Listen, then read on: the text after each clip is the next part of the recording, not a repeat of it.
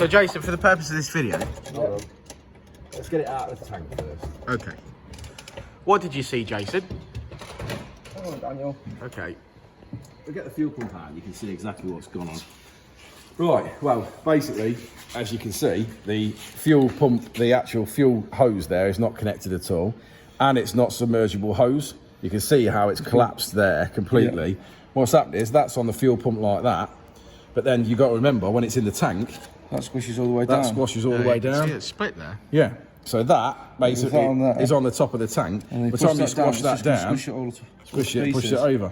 So basically, the issue with this car and the reason it doesn't run is it has no fuel because there's no fuel line attached to the fuel pump. Of course. Whatsoever. The clip's loose as well, obviously because there's no pipe on there and it's not round the pipe. You can see where there's an amount of rubber here that's split off from inside there because again it's not submergible hose, so the fuel's starting breaking the hose down. These hoses on. Basically, when you fit these fuel pumps and you do them, and when we build them, we use the original corrugated line back onto the pump because it's designed to work that way. You try and use fuel hose, it's too big, it's too bulbous. When it's in the tank, it kinks over. You have all these problems. Basically, this is just another example of not fitting the fuel pump correctly. Obviously, even just like the little earth wire here that should be attached, obviously, onto the pump there is not attached.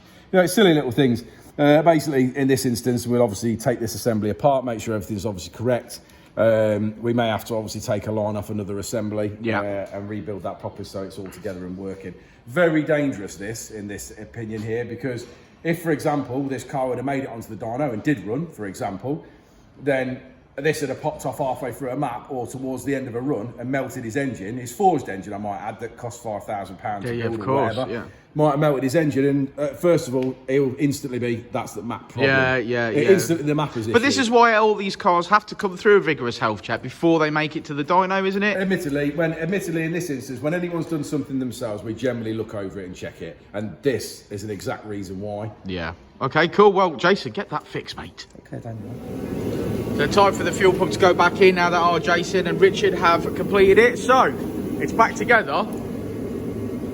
Yeah, main differences are, obviously, as you can see, using the original plastic tubes within inside the housing. So basically warm them up and take them off the collars, so they're obviously heat shrunk onto the original collars.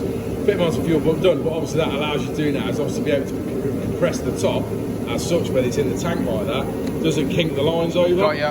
Obviously also as well, these are original from the factory, it's submergible and obviously no problem. So just the best way of obviously doing the fuel pump. Because with the non-submergible fuel hose that was used, that's designed to be external with fuel running through it, not fuel running over it. Yeah.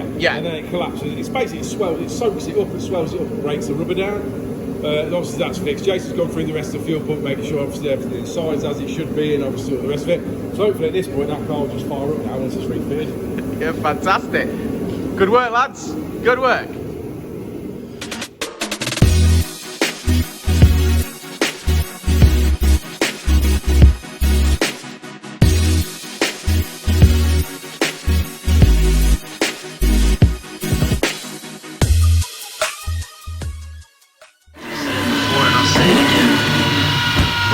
Pretty fast.